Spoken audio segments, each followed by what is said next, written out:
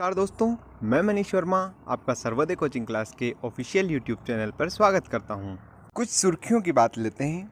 उत्तर Korea के शासक Kim Jong और अमेरिकी राष्ट्रपति डोनाल्ड ट्रंप के बीच परमाणु बम की धमकियों से इस प्रश्न का जन्म हुआ कि भारत के प्रधानमंत्री की टेबल पर भी परमाणु बटन होता है और क्या परमाणु हमला सिर्फ चुटकी बजाते ही किया जा सकता है। अगला प्रश्न उठता है, भारत की परमाणु नीति क्या है। आज हम इन्हीं सभी प्रश्नों के ऊपर बात करने वाले हैं और इनके तथ्यों को जानने वाले हैं। आइए बिना किसी देरी के शुरू करते हैं हमारा यह टॉपिक, न्यूक्लियर अटैक।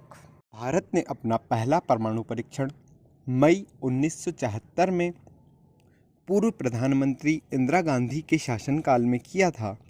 इस परमाणु परीक्षण का नाम स्माइलिंग बुद्धा था। इसके बाद पोखरण 2 परीक्षण मई 1998 में पोखरण परीक्षण रेंज पर किए गए 5 परमाणु बम परीक्षणों की श्रृंखला का एक हिस्सा था। भारत ने 11 और 13 मई 1998 को राजस्थान के पोखरण परमाणु स्थल पर 5 परमाणु परीक्षण किए थे। कदम के साथ ही भारत की दुनिया भर में धाक जम गई।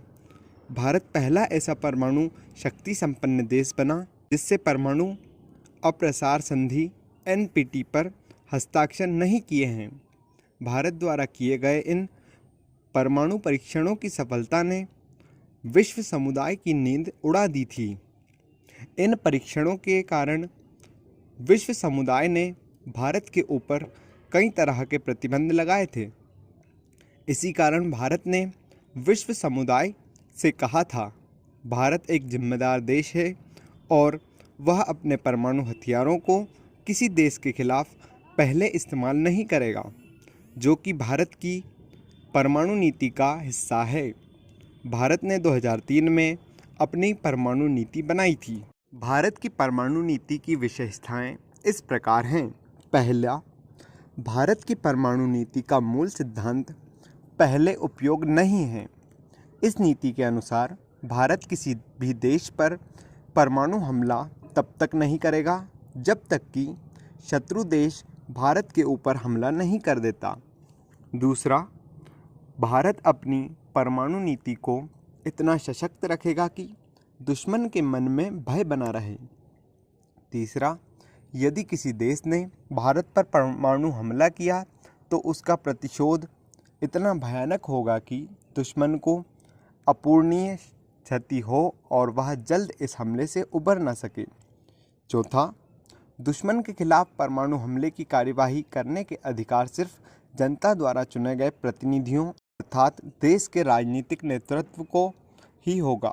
हालांकि परमाणु कमांड अथॉरिटी का सहयोग जरूर होगा।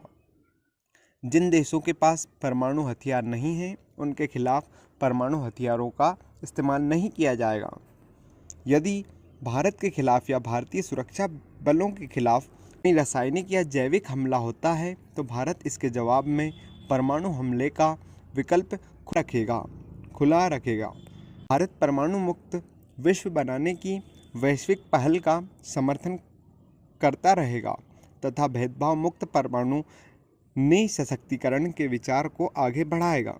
अब हम जानते हैं कि परमाणु हमले के लिए किस प्रकार की प्रक्रिया अपनाई जाती है और इससे कितना समय लगता है।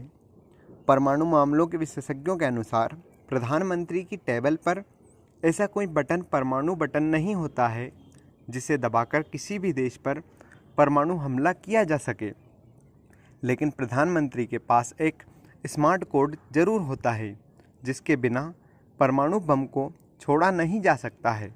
यह बताना जरूरी है कि देश पर परमाणु हमले के लिए एक पूरा प्रोसीजर होता है।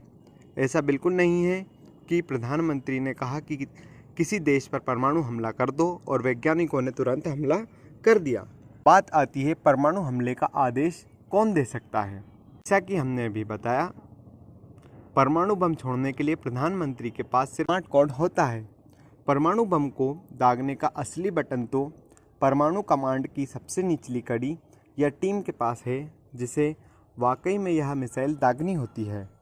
यह भी सच है कि भारत में परमाणु हमला करने के निर्णय सिर्फ प्रधानमंत्री के पास होता है। प्रधानमंत्री अकेले निर्णय नहीं ले सकते हैं। उसे परिस्थितियों के अनुसार अपनी सुरक्षा मामलों की कैबिनेट कमेटी एवं राष्ट्रीय सुरक्षा सलाहकार chairman of chief staff committee से राय लेकर ही परमाणु हमला करने का निर्णय ले सकते हैं। परमाणु हमला करने की पूरी प्रक्रिया क्या है, ये जानते हैं चरण 1 से। चरण 1 है परमाणु ब्रीफकेस। प्रधानमंत्री के साथ हमेशा एक सिक्योरिटी गार्ड चलता है जिसके पास एक ब्रीफकेस जैसा बॉक्स होता है। इसे परमाणु ब्रीफकेस कहा जाता है। इसका वजन लगभग 20 किलो होता है। इसमें कंप्यूटर और रेडियो ट्रांसमिशन उपकरण आदि सामान होते हैं और यह बुलेट प्रूफ भी होता है। इस ब्रीफकेस में उन ठिकानों की जानकारी भी होती है जहां पर परमाणु हमला करना होता है। अभी तक लगभग 5000 ठिकानों की पहचान की जा चुकी है और समय समय पर इनकी समीक्षा करके इनमें नए ठिकानों को जोड़ा जाता है। दूसरा चरण होता है स्मार्ट कोड। प्रधानमंत्री के पास एक स्मार्ट कोड होता है। यह कोड परमाणु हमला करने के लिए वेरिफिकेशन कोड के रूप में परमाणु कमांड को भेजा जाता है।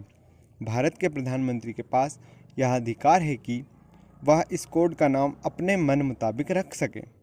तीसरा चरण है 2 अन्य सेफ कोड। प्रधानमंत्री के स्मार्ट कोड के अलावा 2 अन्य कोड होते हैं जो कि लॉकर में बंद होते हैं और ये कहाँ रखे हैं इन्हें हर कोई नहीं जानता है। सेना में परमाणु बैटरी यूनिट, वायुसेना के कमांडिंग ऑफिसर से 2 अन्य अधिकारी होते हैं। इनके पास अलग अलग लॉकर होते हैं। इन्हें सेफ कोड कहते हैं। ये सेफ कहाँ रखे गए हैं इसका पता सिर्फ कुछ अफसरों को ही होता है। इन सेफों को रखने की जगह को समय समय पर बदल दिया जाता है। चौथा चरण मैच कोड या परमाणु हमले की तैयारी। प्रधानमंत्री का स्मार्ट कोड मिलने के बाद कमांडिंग ऑफिसर दोनों साथी अधिकारियों को यह कोड बताता है जो अपने अपने सेफ खोलकर उसका मिलान करते हैं। यदि तीनों कोड सही पाए जाते हैं तो परमाणु हमला कर दिया जाता है। प्रधानमंत्री का स्मार्ट कोड मिलने के बाद तुरंत हमला हो जाता है? ऐसा बिल्कुल नहीं है, क्योंकि हवाई हमले के लिए लड़ाकू विमान को तैयार करना या थल सेना बैटरियों और नौसेना द्वारा मिसाइलों को दागने की तैयारी में कुछ मिनट तक का समय लग सकता है। देश का रक्षा अनुशासन एवं विकास संगठन DRDO पानी के भीतर परमाणु पनडुब्बी में नेटवर्क परमाणु हमला करने के वायुयानों और हवाई अड्डों पर कंप्यूटर और नेटवर्क से संबंधित पूरी जिम्मेदारी संभालता है।